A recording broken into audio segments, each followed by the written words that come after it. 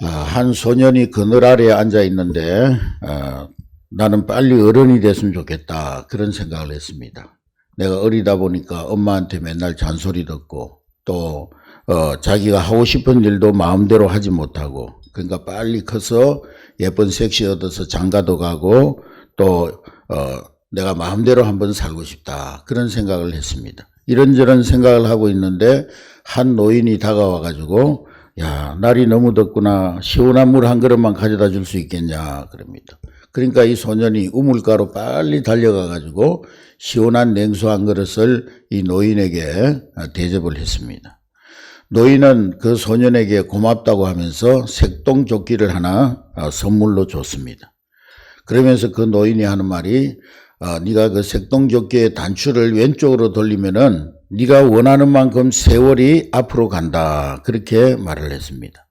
그래서 이 소년은 시험 삼아서 단추를 앞으로 돌려보니까 신기하게도 이 소년이 넘넘한 청년이 된 것입니다. 그래서 예쁜 색시를 얻어가지고 결혼을 하고 또 자녀들도 태어나고 근데 자녀들을 키우다 보니까 아이들 때문에 너무 귀찮고 시끄러운 거예요. 너무 자녀를 키우는 게 힘도 들고 또 그냥 시끄럽기도 하고 그러면서 세월이 지나면서 점차 그 결혼 생활이 권태로워졌습니다. 그래서 슬그머니 또 왼쪽 단추를 왼쪽으로 돌렸더니만 자녀들이 자라가지고 청년이 되고 자기는 이제 장년이 된 겁니다. 근데 자녀들이 머리가 커지니까 말도 안 듣고 또 막 사고도 치고 애를 먹이고 그래서 또 삶에 짜증이 났습니다. 그래서 또 단추를 왼쪽으로 돌렸습니다. 그러니까 이제 나이가 점점 들어가지고 노인이 돼가지고 이제 됐는데 부담스러운 일들이 있을 때마다 짜증나는 일이 있을 때마다 세월을 빨리 돌리기 위해서 왼쪽으로 단추를 돌렸던 것입니다. 그러다가 어느덧 세월이 흘러서 이제는 더 이상 단추를 돌릴 수 없는 그런 때가 왔습니다. 이제는 나이가 다 차서 자리에 누워서 임종을 기다리는 그런 나이가 됐습니다. 임종을 기다리면서 가만히 생각해 보니까 지나온 자기의 삶이 너무나 후회가 되는 거예요.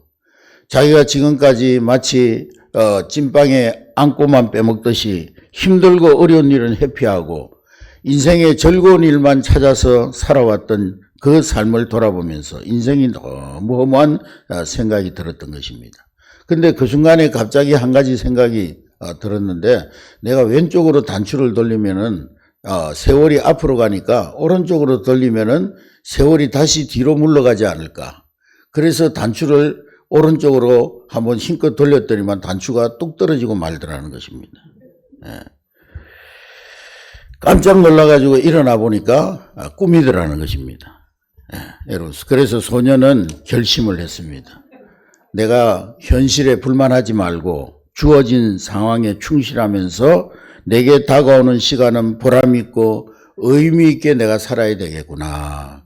그렇게 다짐을 했다는 것입니다. 여러분 2022년이 어느덧 지금 10월에 가을의 문턱에 섰습니다. 2022년 시작한 지가 엊그제 같은데 벌써 이제 10월 막바지로 다가오고 있습니다. 여러분 세월은 언제나 멈추지 않고 기다리지 않고 흘러갑니다.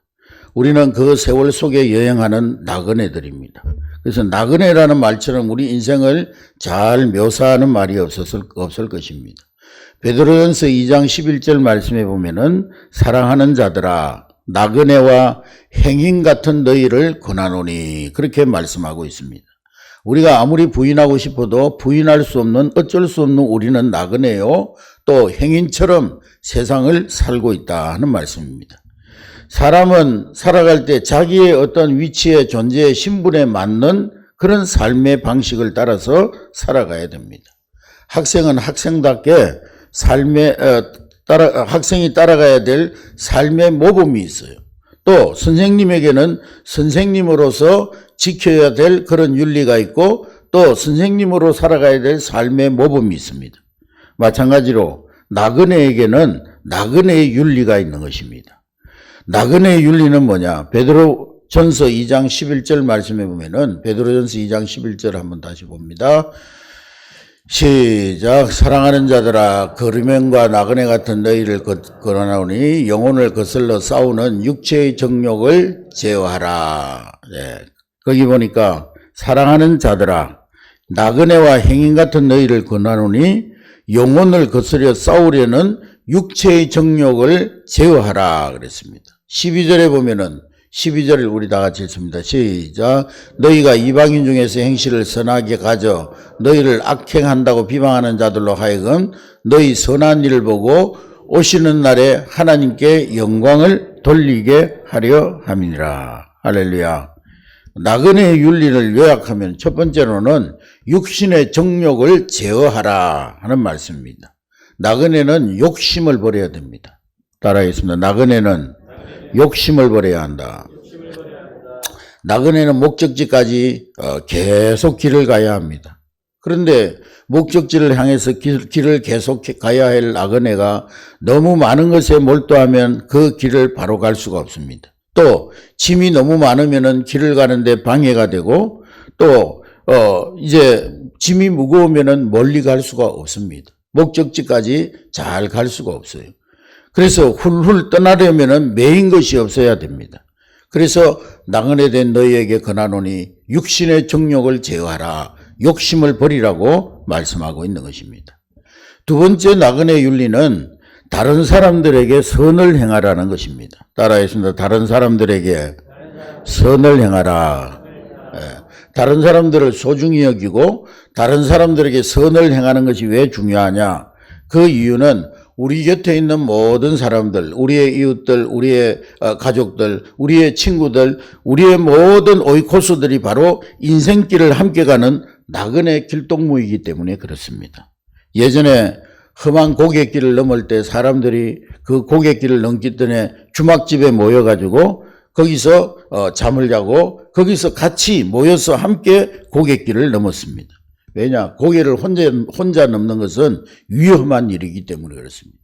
때로는 도적대들이 나타날 수도 있고 때로는 맹수를 만날 수도 있고 그래서 많은 사람들이 함께 가면 안전하게 그 고갯길을 넘어갈 수 있기 때문에 그 주막집에서 모여서 함께 고갯길을 넘어갔던 것입니다.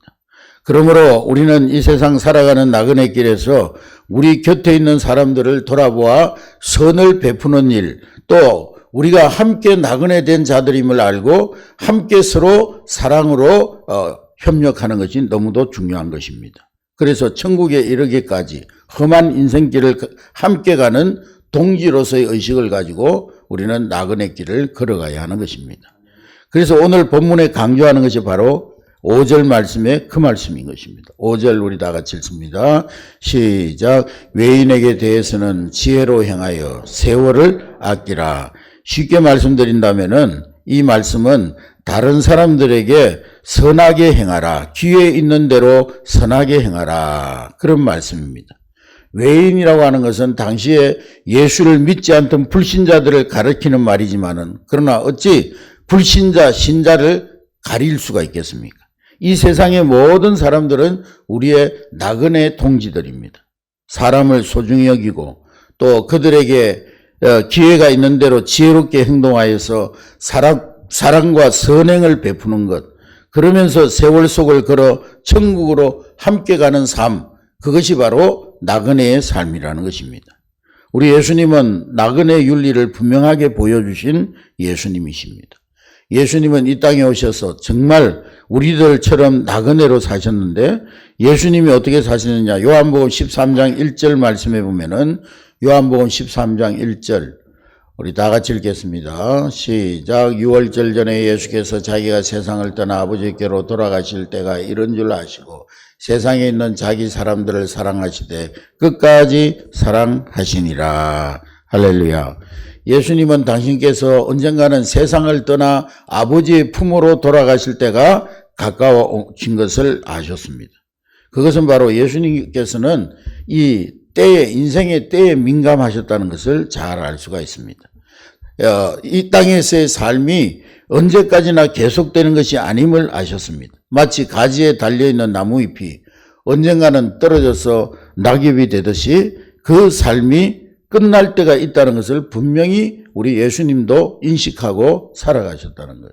근데 많은 사람들이 이 땅에서 영원히 살 것처럼 착각하고 삽니다. 그래서 이 땅에만 소망을 두고 이 땅에만 목적을 두고 이 땅에 쌓아두는 것에 모든 마음과 생각과 관심이 집중되어져 있습니다.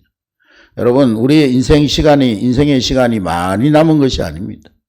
오늘 여기 나온 우리 자녀들, 어린아이들을 제외하고는 대부분의 사람들은, 대부분의 성도님들은 벌써 50이 넘으면은요, 살아온 시간보다 이제는 살 날이 짧은 분들입니다. 살아온 시간보다 살 날이 얼마 남지 않은 분들이 대부분입니다. 우리는 자신에게 주어진 인생의 시간이 얼마 남지 않았음을 알고 우리의 인생의 때를 잘 알고 살아가는 그러한 지혜로운 나그네가 될 수 있기를 주의 이름으로 축복합니다. 나그네는 특별히 가을 나그네는 곧 낙엽이 질 것이고 그리고 눈보라치는 엄동설한이 다가올 것을 알아야 합니다. 우리 인생이 그렇게 남은 시간이 많지 않음을 깨닫고 늘 세월을 아끼면서 살아갈 수 있는, 또 우리의 만나는 모든 이웃들에게 우리가 받은 하나님의 사랑을 베풀면서 사는 여러분 될 수 있기를 주의 이름으로 축복합니다. 예수님은 그 얼마 남지 않은 인생의 시간에 할 일이 무엇인지를 분명히 아셨어요. 그래서 세상에 있는 자기 사람들을 사랑하셨다. 사랑하시되 끝까지 사랑하셨다. 따라하겠습니다. 세상에 있는 자기 사람들을 끝까지 사랑하셨다. 예수님은 대야에 물을 떠오셔서 제자들의 발을 한 사람 한 사람 다 씻겨주셨습니다. 냄새나는 제자들의 발을 씻겨주는 모습이야말로 나그네 윤리의 극치인 것입니다. 나그네들이 이 세상에서 해야 될 가장 아름다운 삶의 모습을 예수님이 본으로 보여주셨던 것입니다. 예수님은 이 세상에 계시는 동안 나그네 길을 걸으시면서 그 길 어귀에서 만나는 모든 사람들을 소홀히 여기지 않으셨던 것입니다. 길에서 만난 혈루증 앓는 여인, 그 여인이 옷자락을 잡을 때 불쌍히 여기셔서 그 여인의 병을 고쳐주셨습니다. 길가에서 구걸하는 여리고성의 소경들을 불쌍히 여기셔서 그들의 눈을 뜨게 해주셨습니다. 찾아오는 사람들을 사랑하셨습니다. 예수님은 33년 이 땅에 살면서 세월의 길가에서 만난 나그네들을 다 사랑으로 안아주셨습니다. 그들과 그리고 함께 하셨습니다.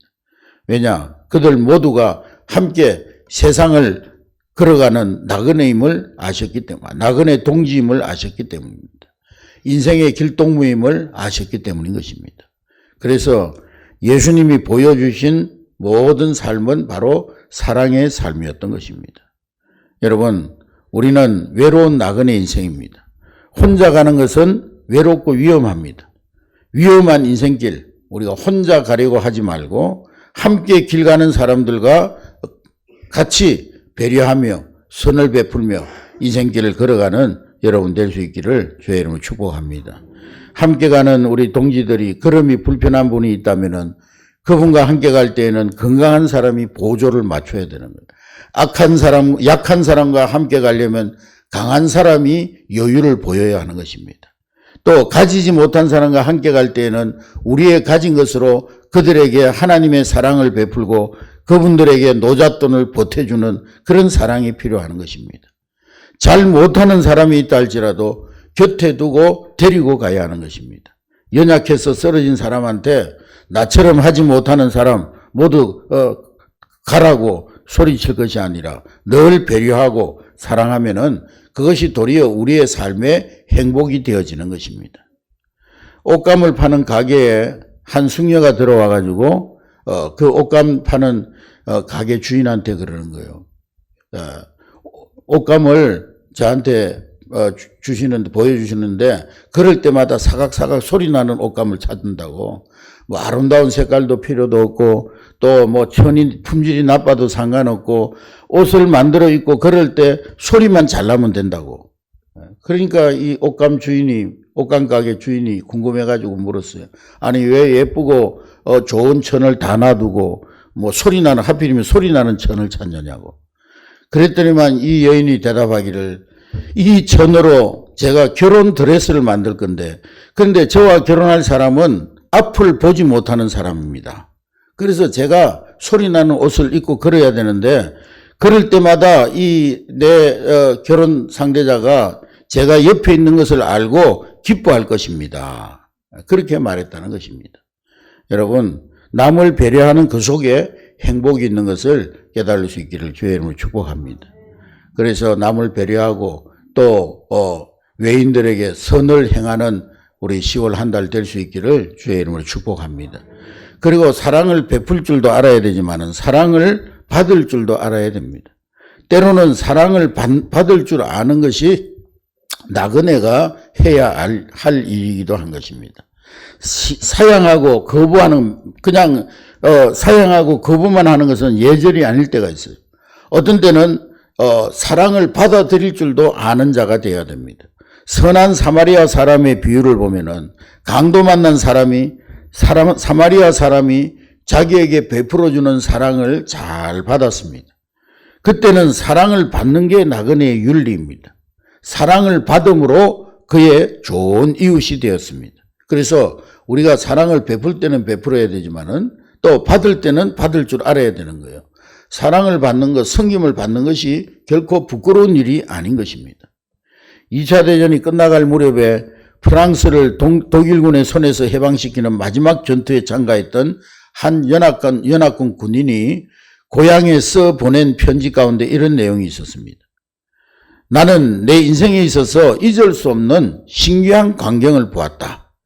우리는 길에서 허다한 독일군들을 만났는데 그들은 포로가 되면서도 기뻐했다. 그들이 원하는 것은 단 하나, 싸움을 그만두는 일이었기 때문이다. 그러나 종종 그들 가운데는 지독한 사람들도 있었다. 한 번은 히틀러의 친위대원이 부상을 입고 구성되어 왔는데 몹시 큰 부상을 입고 피를 흘리며 죽어가고 있었기 때문에 급히 수혈이 필요했다. 그래서 수혈을 하기 위해서 피를 가져왔더니 그 군인이 이제 군의관에게 물었다. 혹시 그 피가 영국군의 피입니까? 그렇습니다. 영국 군인의 건강하고 좋은 피입니다. 이것을 거절하면 당신은 피가 모자라서 죽을 수밖에 없습니다. 그러나 독일군은 그 피를 거부했다. 나는 영국 놈의 피를 수혈받을 수가 없다. 차라리 히틀러의 친위대원으로 죽겠다. 그러면서 그는 결국 수혈을 받지 않고 죽어갔다. 그런 글이었습니다. 여러분, 오늘 우리의 아픔은 바로 거기에 있습니다. 우리 이념, 어떤 사상 이런 것 때문에 관계들이 다 단절되어 있어요. 좌우로 나누어지고 또 여러 가지 지역적으로 나누어지고 또 세대 간에 나누어지고 갈등과 분열과 다툼 이런 것들로 이념으로 많은 사람들을 원수로 만들었어요. 심지어는 신앙도 이념화되어 버렸어요. 신앙을 이념화해가지고 자기의 이념화된 그 틀 속에서 상대방을 바라보면은 다 죽일 놈들이고 다 돌맞을 놈들이고 그렇게 해서 다 적대시 하는 겁니다. 우리가 역사상 십자군 전쟁이 바로 그런 전쟁이었어요. 하나님 믿지 않고 교황청에서 하나님을 믿지 않고 하나님을 대적하고 교회를 대적하면 다 마귀다. 그건 다 죽여야 된다. 그래가지고 십자군 전쟁을 일으켜가지고 막 그 나라들을 침공해가지고 무차별적으로 죽여버렸어요.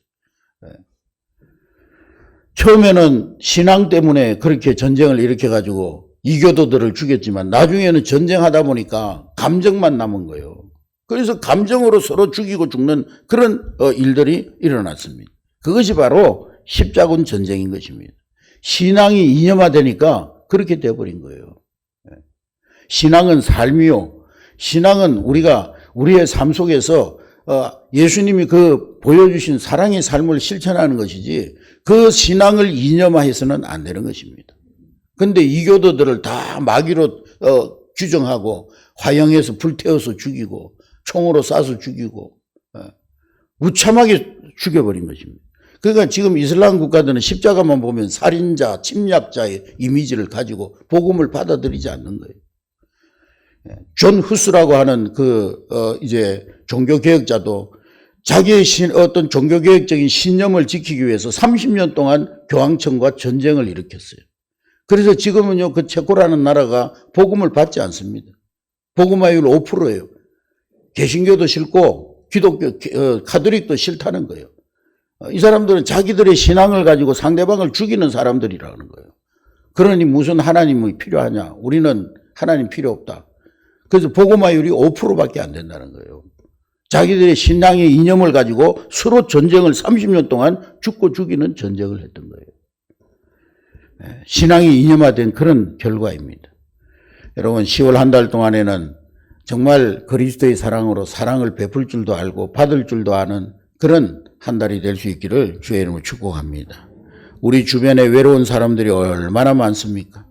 외로움을 자초한 사람들이 얼마나 많습니까? 그들의 길동무가 되어서 함께 인생길을 걸어가는 그러한 나그네가 될 수 있기를 주의 이름으로 축복합니다. 외로운 인생길 무엇보다도 우리는 예수님과 동행해야 합니다. 세상 모든 것 우리를 다 떠나도 끝까지 우리를 떠나지 않는 분은 예수님 한 분밖에 없습니다.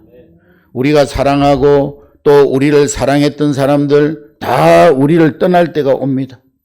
예수님은 죽음의 요단강을 건너 천국 언덕에 이를 때까지 우리와 영원히 동행하시는 유일하신 분이신 줄로 믿으시기를 주의 이름으로 축복합니다. 여러분 예수님의 피를 수혈받는 여러분 될 수 있기를 주의 이름으로 축복합니다. 그 예수의 피가 우리를 살리게 될 줄로 믿습니다. 그리고 예수님의 이 피 묻은 복음을 전하여서 인생의 진정한 동반자를 만나지 못해서 방황하는 이웃들에게 예수 그리스도의 사랑을 전해주는 참된 선을 행하는 우리가 이웃들에게 행하는 선 가운데 무엇이 참된 선이겠습니까?